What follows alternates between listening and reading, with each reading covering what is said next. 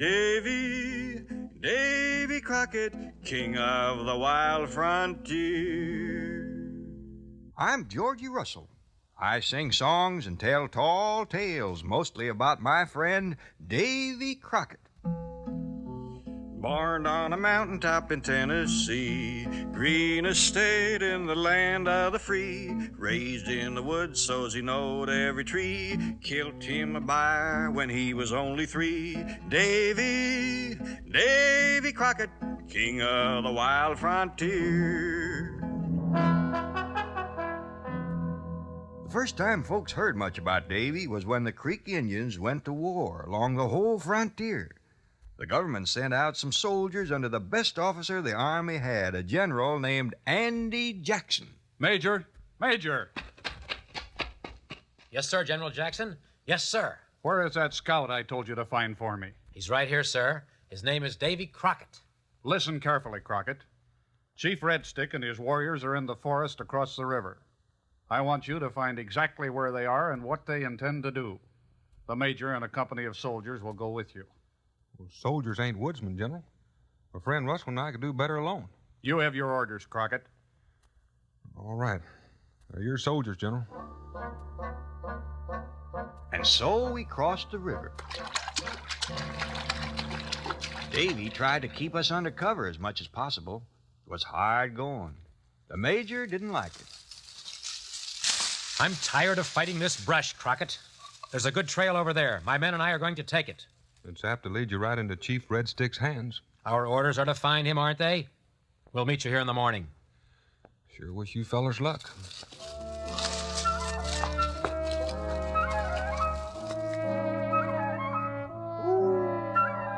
That was the darkest night I about ever saw, and the tallest, steepest mountains, and always knowing that the Redskins was somewhere about, maybe close. Davy. Yeah?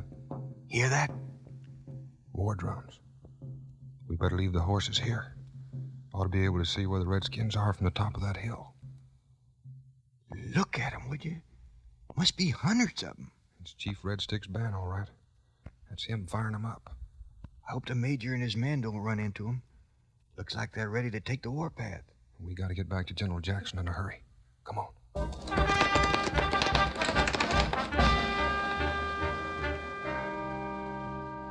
It was nearly dawn when we reached the place where we were supposed to meet the major and his men.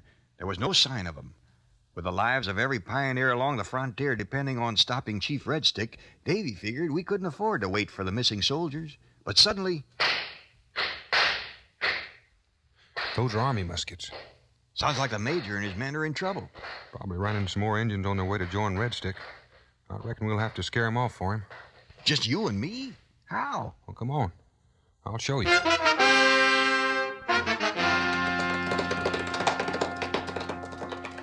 The major was in trouble, all right. Real trouble. We're surrounded, men. Sell your lives dearly. Company A! Charge them from the rear! Major, listen.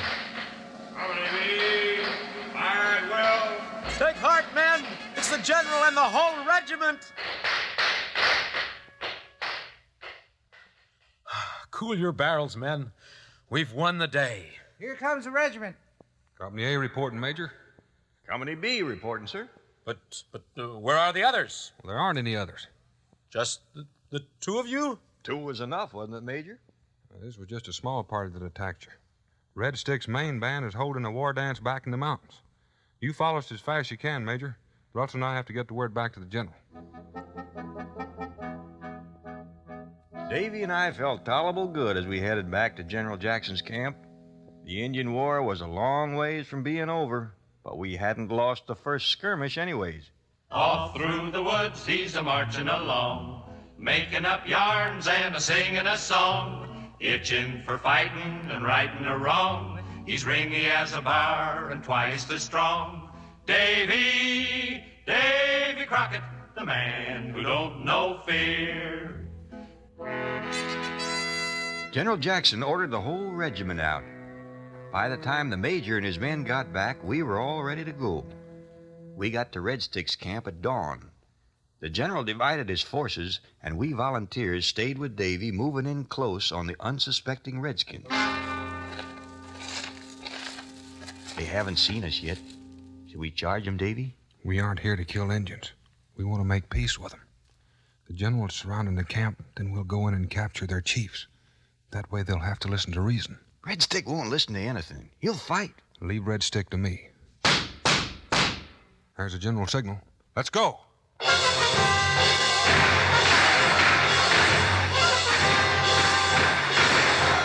Davy! Davy, look out! Davy, you all right? That was close. Thanks for saving my scalp. Hey, there goes Red Stick. And a bunch of young warriors with him. The soldiers will stop him. Red Stick's gonna catch him while they're reloading and can't shoot. Come on, we'll try to cut him off. I followed Davy. Halfway across the camp, 2 Creek warriors suddenly jumped me. Both of them were measuring my scalp for a mighty short haircut. Davy took one of them off my hands. Then he ran on, leaving me to take care of the other one. While I was persuading this other warrior to surrender, Davy caught up with Red Stick. Hold it, Red Stick. I want to talk to you. Red Stick no talk. Red Stick fight.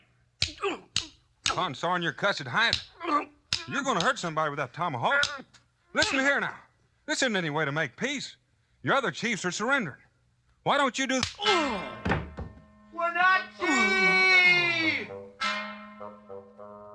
Red Stick and his warriors cut through the major's soldiers and escaped our trap. Davy was down, but by the time I got to him, he was just coming to his feet. You all right, Davy? I think so. But I'll bet Red Stick's tomahawk got an awful nick in it after the way he bounced it off my hair. Uh-oh. Here comes the major with the general right behind him. You knew my men were reloading and couldn't defend themselves, Crockett? Why didn't you stop Red Stick's charge?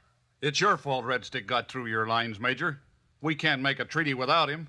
Take your men and bring him back. But it may take weeks to even catch up with him. I don't care if it takes months. Crockett will guide you. Now, wait a minute, General. The Major and I don't quite agree on how to hunt Indians. I don't want any arguments, Crockett. Yes, sir. Come on, Georgie. Might as well get started. Headed back to war from the old home place, but Red Stick was leading a merry chase, fighting and burning at a devil's pace, south to the swamps on the Florida Trace. Davy Crockett, tracking the Redskins down. From the Smoky Mountains, we crossed into Mississippi territory and south into the swamps, closing up on Red Stick, but never quite catching up with him. Crockett, we've got to give up. Every man in our camp but you and Russell has the fever. We'll never find those Indians in this swamp. Well, one thing's sure, Major. Nobody's going to find Red Stick if we all just sit here. Georgie and I'd like to try it on our own. Oh, suit yourselves. I'm starting back with my men while they're still in shape to march. Davy and I found moccasin tracks not far from the Major's camp. They were maybe 2 days old, but we followed them and came to a lake. Look, Georgie. The tracks split up here. Yeah. Reckon we'll have to do the same. We'll meet at the other end of the lake. If you see anything interesting, whistle and watch yourself. I didn't like the swamp. It made me nervous. That kind of nervousness is dangerous. Makes you careless. I was almost on to fresh moccasin tracks before I saw them. I just had time to whistle a warning to Davy, then a war club hit me from behind.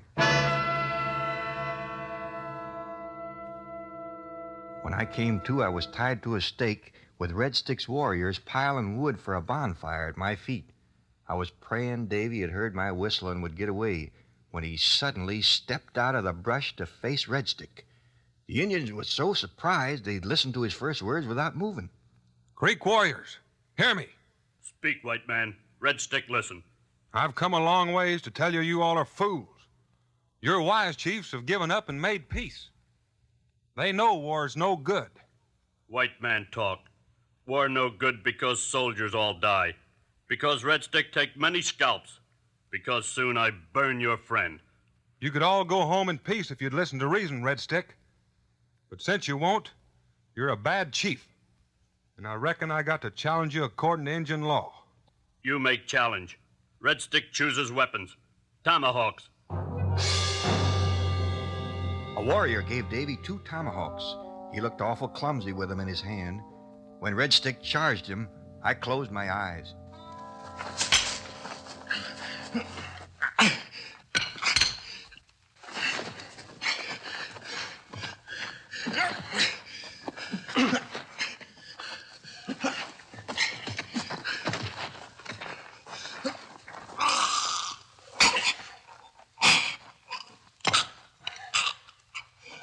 When I opened them again, Davy had disarmed Red Stick and had backed him against a tree. Now maybe you'll listen to reason, Red Stick. Turn my friend loose and go home. Sign the treaty. Do that, and I promise the government will let you keep your lands. Government lies. Davy Crockett don't lie. Here's my hand on it. I believe. We go home. We make peace. He give his word and he give his hand that his Injun friends could keep their land, and the rest of his life he took the stand that justice was due every redskin band. Davy Crockett, holding his promise dear.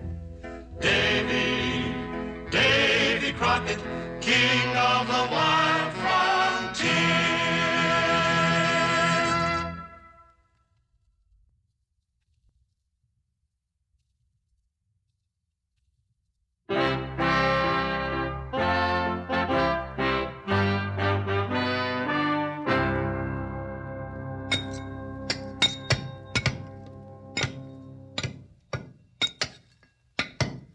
Say, Georgie, Yeah?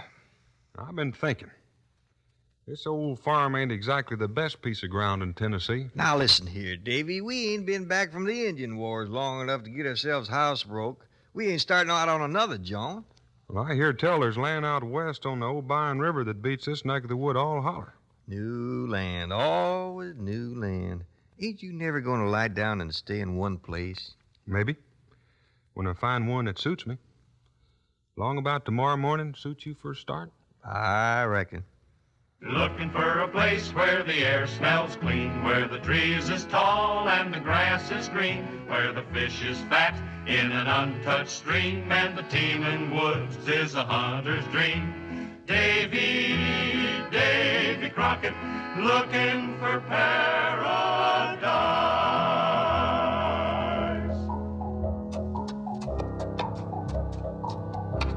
Whoa. This suit you, Georgie? Mighty pretty country, all right. Reckon we can put our cabin over there on that knoll. Well, wait a minute, Davy. First, we got to go down to the settlement and file a claim on this land. You mean a man can't just up and take the piece of ground he wants? Not anymore, Davy. Well, this country's sure getting mighty civilized. Come on. Let's go find this here settlement.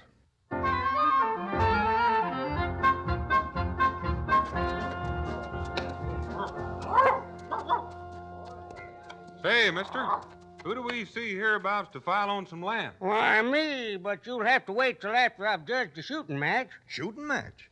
Any objection to a couple of strangers buying in? Save your money. You'd be shooting again Bigfoot Mason.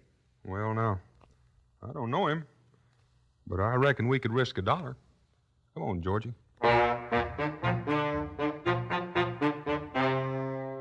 When we got to the shooting grounds, we found they hadn't waited for our friend from the settlement. This Bigfoot claimed to have won the cow they were shooting for. You could see everybody thought the judging was unfair, but nobody said nothing. They was all afraid of Bigfoot. Everybody but Davy.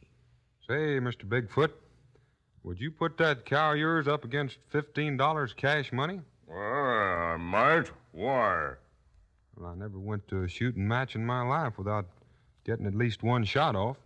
One shot it is. This time I'm doing the judging, Bigfoot. Suit yourself. Give me room.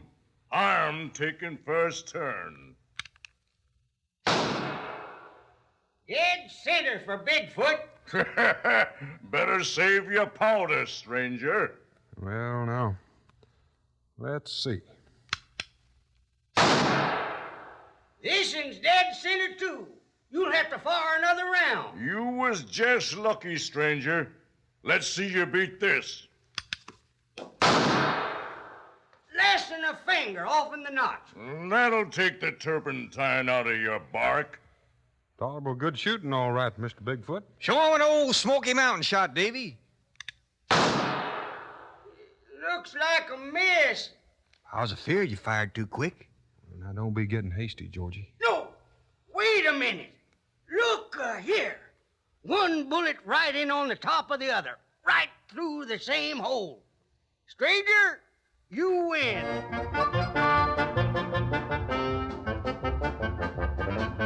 Well, Davy won himself a cow and made himself an enemy, a dangerous one. Seems this Bigfoot and his friends was having things their way, running Indians and peaceful folks off their lands and selling them to newcomers. Folks in the settlement wanted Davy to take on a job of magistrate and put a stop to this, but Davy wasn't the man to seek office. Then one day we was clearing our land and... Shh, Davy. What is it, Georgie? Don't let on, but there's a redskin hiding in that brush over there. I just seen him. Take it easy. These is Cherokees hereabouts. They're friendly. Well, if he's friendly, what's he hiding for? Fetch your gun and let's go see. All right. Come out of there. Why, it's Charlie Two Shirts, our neighbor. And he looks like he's been clawed up by a buyer. Well, what happened to you? Big white man come to my farm. Tell Charlie Two Shirts, get off. I say this my land. He say Indians got no land. I show government paper, land belong Cherokee. He tear paper up. Then Charlie Two Shirts fight. Bigfoot Mason again. Yeah. Georgie, I reckon I'm going to take on that job of magistrate after all. Come on, Charlie, let's go back to your farm.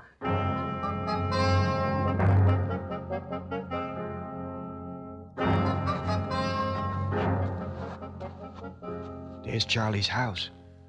And there's Mr. Bigfoot. Him plenty bad man. Plenty strong like bear. Be careful. Don't worry, Charlie. Davy was raised on bear fights. You want something? Yeah. The man that run my friend here off his land. Since when is Davy Crockett a friend of Injuns? Well, Lawless been a friend of the Cherokees. Got no bones to pick with the others since we signed the peace with them. Injuns have got rights, same as anybody else. Take a powerful lot of arguing to convince me of that. That's what I come for. Why, I've ed better men than you whole. If their heads was buttered and their ears was pinned back. Get him, Davy. You get him, Davy. Give him what's fair, Davy.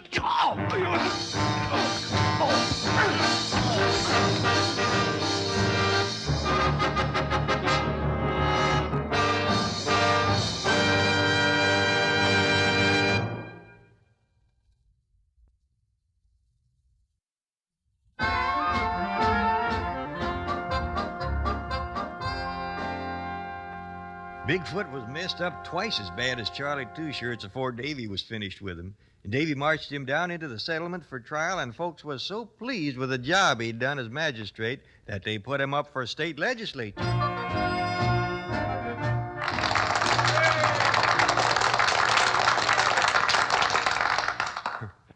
Well, folks, I ain't much shucks at speech making and politics, but I do know the woods and the folks in them.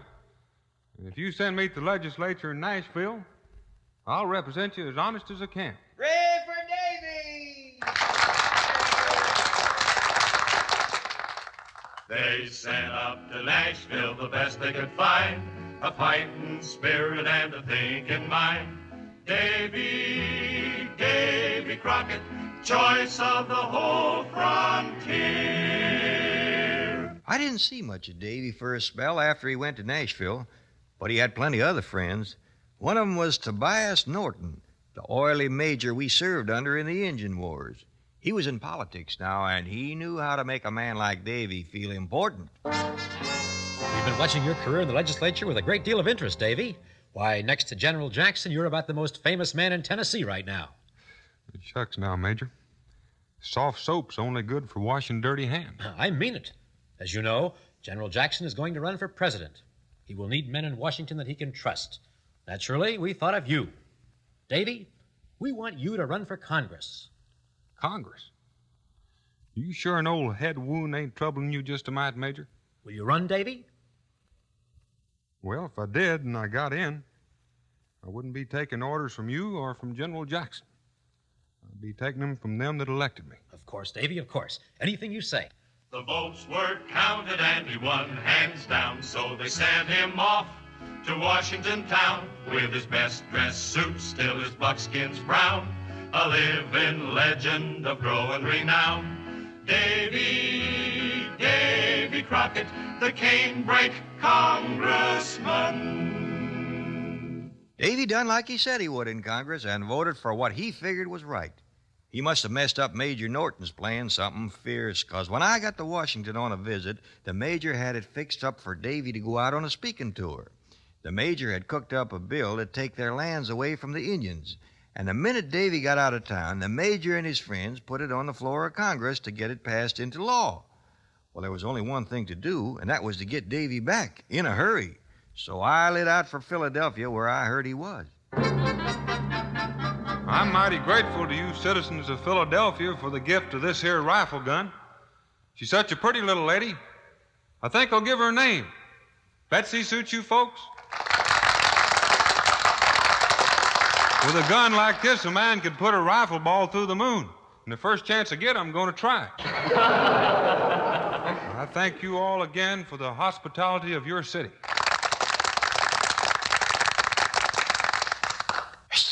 Davy! Georgie, what are you doing here? I come to fetch you some news. Recollect Major Norton's Indian bill? That scheme of his to swindle the Indians out of their land? That's the critter. He's got it on the floor of Congress right now. No wonder he was all fired anxious to get me out of Washington. A couple of your friends are stalling it off as best they can, but there's no telling how long they'll be able to hold out. What's the quickest way back? In a saddle, the way I come. I know where I can borrow fresh horses. Come on.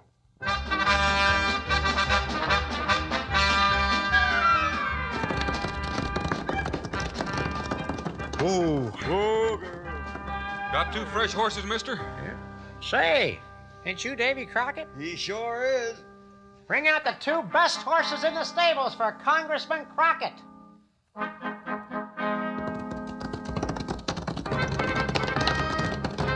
Only 2 hours more, Davy. Sure hope we're in time.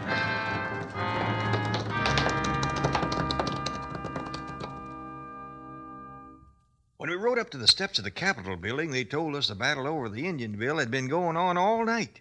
Somebody must have warned Major Norton. He was waiting for us in the hall. What are you doing here, Crockett? Isn't the Capitol building where a congressman belongs, Major? Crockett, listen to me. We'll be choosing a new president at the next election. A great many people think you're the logical man.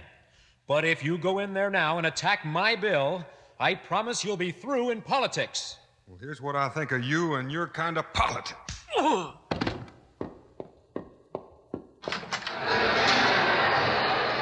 Crockett! It's Davy Crockett! I yield the floor to the gentleman from Tennessee. Mr. Speaker, fellow congressmen of these United States, you have before you what's called an Indian bill, offered to you in the name of expansion. Expansion's a mighty fine thing. Sure, we gotta grow, but not at the expense of the things this country was founded to protect. Now, I could talk about the injustice of taking away Indian lands, but I'd rather talk about us, you and me.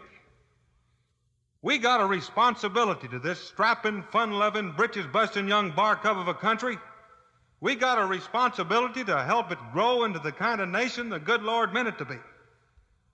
And if we right here in Congress wired up and showed we were the kind of men our friends and neighbors figured we was when they gave us their votes and sent us here, why, a bill like this would never live long enough to even get on our desk, let alone come to a vote. We'll vote it down, Davy.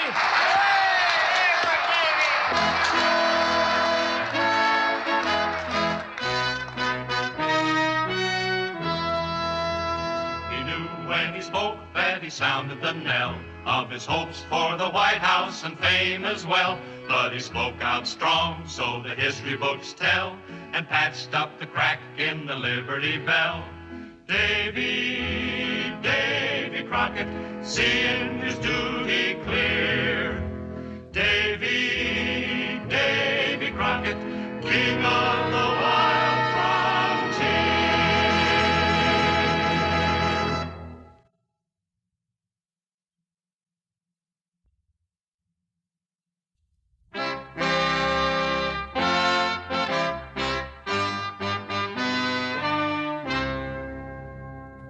From Washington, Davy and me went back home to Tennessee. But Davy didn't want to stop there. He figured the frontier had got out ahead of him whilst he was in Congress, and he aimed to catch up with it again. When he come home, his politicking done.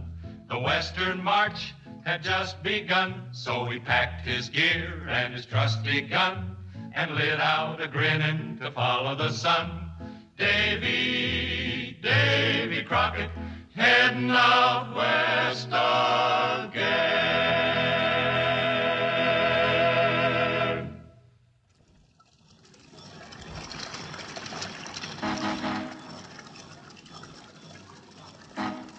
When we got to the muddy old Mississippi, we catched us a steamboat down the river. There was a lot of talk on board about a place called Texas.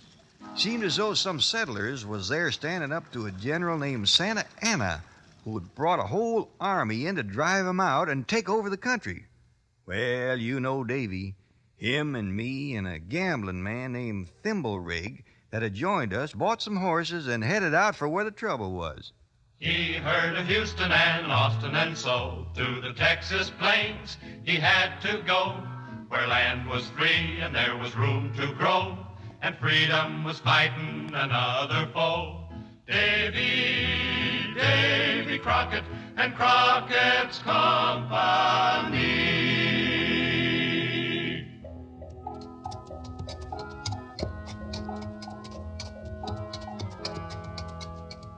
This here Texas seemed near as far away as the moon. We rode for weeks without getting much of any place or even knowing for sure where we was. Then one day, Thimblerig's sharp gambler's eyes spotted a man on a burro coming our way. Whoa. Howdy, mister. Buenos dias, senors. You're supposed to be a settlement of Texans down this way. Know where at it is? You mean San Antonio de Bexar? That's her, San Antone. You must not go there, senors. General Santa Anna has already captured the town. Well, what about the Texans? Has he captured them too? Not yet, senor. A few of them are surrounded in the Alamo, an old mission across the river. Well, Colonel Crockett, would appear we're too late. Perhaps we'd better turn back, as this sensible fellow suggests. Well, it appears we're just in time, Thimblerig. Those Texans need our help. Come on. But, senors, General Santa Anna has many patrols all over. You will not get through. Well, we'll sure try.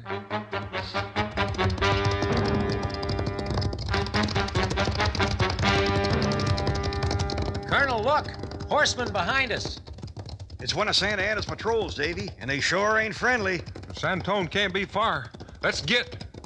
They're gaining on us, Davy. They sure can't shoot for sour apples, can they? Colonel, there's the town. And look at that camp spread around it. Santa Anna must have the biggest army in the world. That old ruin yonder must be the Alamo. Head for it. They're opening the gates for us. Them boys on the walls are taking care of that patrol behind us, too. We're gonna make it. Whoa. Whoa, girl. Close the gates, men. Oh, that was a tight squeeze. You fellas all right? Yeah, thanks to you and your boys. I'm Colonel Bill Travis. Well, Davy Crockett of Tennessee, Colonel. Davy Crockett? Come with me. Jim Bowie's our commander, but he's down with the fever. Jim Bowie? The fellow that invented the knife? That's him. And will he be glad to see you? That's the picture, Davy. We're hopelessly surrounded. Less than 200 of us here in the Alamo against an army of nearly 5,000 men outside. It's tolerable heavy odds, all right, Colonel Bowie. If we can't hold Santa Anna's army here until Mr. Austin and General Sam Houston can get our army reorganized, Texas is lost. Well, then I guess we'll just have to hold the Alamo. Easier said than done, Davy. Santa Anna has sent us a surrender demand. If we refuse, he'll put us all to the sword. Oh, ain't there any place you can get help? A town named Goliad, about 100 miles away. But I don't know whether they can spare us any men. I doubt if a messenger could get through Santa Anna's lines to find out. Well, I'd admire to try. Oh, nothing doing. Having Davy Crockett here with him in the Alamo is more important to the men than any help they might be able to send us from Goliad. Well, how about letting me go then? I know most of Davy's tricks by now, and I'll get through for you, Colonel. It's mighty risky, Georgie. Me and you has been getting in and out of bear traps all our lives. This ain't no shucks. All right, you're willing to try. Colonel Travis, have my personal horse saddled for Russell. It's the best mount we have. Yes, sir, at once. All ready, Russell? Any time, Colonel Travis. Open the gate. Quietly, men. Good luck, Georgie. I don't shoot up Santa Anna's whole army while I'm gone, Davy. I want a few targets left when I get back.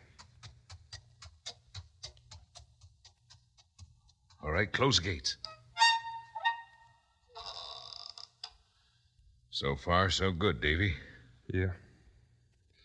Didn't you say Santa Anna was waiting for an answer to that surrender message? Why, yeah. Is that cannon there loaded? To the teeth, Davy. Oh. Let's give the general his answer, so he'll have something to think about besides Russell, in case he's sighted. I'll touch off that answer myself. Moriarty, give me that torch. Stand clear, men. Fire in the hole.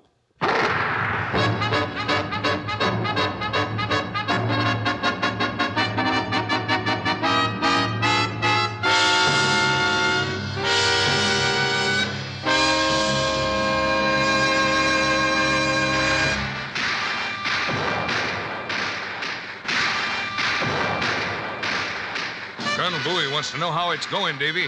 We're holding our own. They shelled us right around the clock for 4 days and ain't hit a man of us yet. I know. It's incredible. I wonder how much longer our luck will hold out. Luck? Well, this ain't luck, Travis. It's a hand of Providence.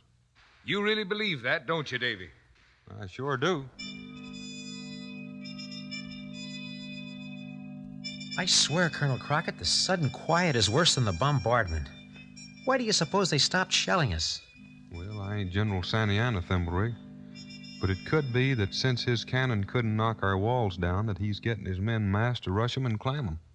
We can't hold this miserable excuse for a fort under a hand-to-hand attack like that.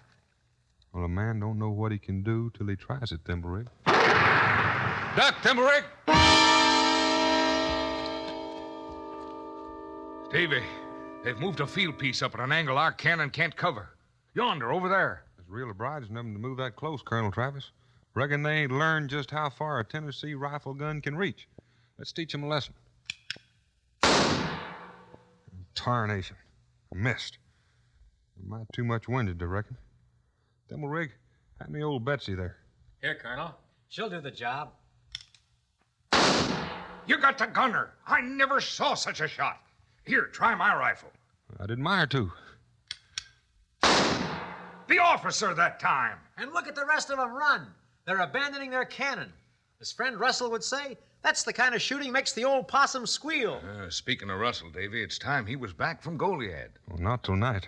He's too smart to try sneaking through Santa Anna's lines in broad daylight. If he don't make it tonight, and if he don't bring help, it'll be too late. Well, I don't know about the help, Colonel, but he'll make it back. Russell never left a job unfinished in his life. Just look at the fires in that camp out there, Colonel Crockett. More of them every night. We can't hold an army like that off forever. Well, it wouldn't surprise me none if we've already held this one off long enough for the rest of Texas to get its feet under it like we wanted, Thimblerig. Well, if we've done what we set out to do, why don't we surrender and put an end to this misery? Well, I ain't much authority on surrendering. And maybe you're forgetting Santa Anna's promise to put us all to the sword when he takes the Alamo? Yeah, that does put a different complexion on it. Man coming! Open the gate! Cover him, men! Come on, Thimblerig, quick! It's Russ!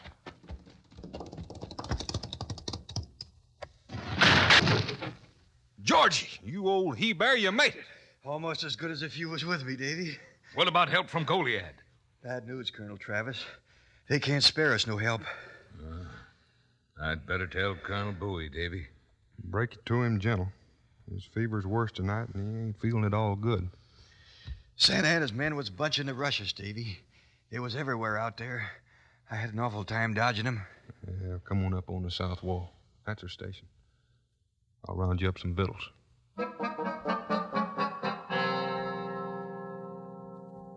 Men, I've called you together to face the facts as Colonel Bowie and Colonel Crockett and I see them. Russell brings us word there'll be no help from Goliad. Santa Anna is massing his troops for an assault. Russell made his way in through the enemy lines. Some of you may be able to make your way out. You are free to try. I want no man here against his will. I'm drawing a line here on the ground with my sword.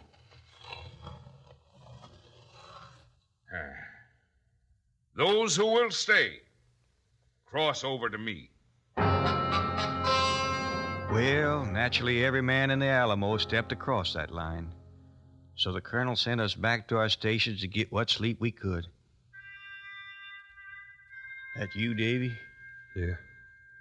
Thought you were asleep. You mean, are you? No. Since when did I ever do anything you didn't? Outposts all right? Nothing stirring. But it's getting on toward dawn. When they come this time, they'll have everything, including scaling ladders. As long as we can keep the ladders off the wall, we'll be all right. Now we're just passing the word. Waiting's the worst part of anything, ain't it? If you just sit and wait. Give us a little tune, George.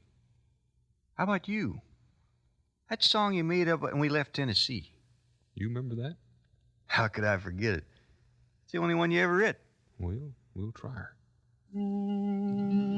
Farewell to the mountain whose mazes to me more beautiful far than Eden could be. The home I redeemed from the savage and wild. The home I have loved as a father his child. The wife of my bosom, farewell to ye all. In the land of the stranger I rise or I fall.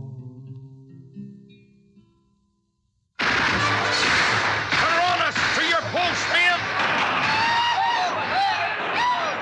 Watch those ladders! Push them off, boys!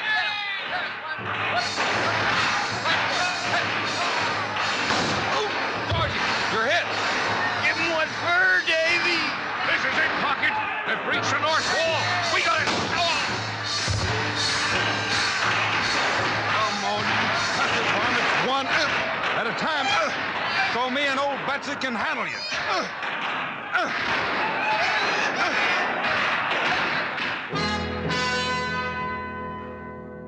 Storybooks tell they were all cut low, but the truth of it is, this just ain't so.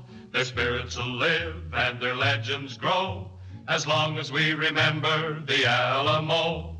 Davy Crockett and Crockett's Company. Davy Crockett, fighting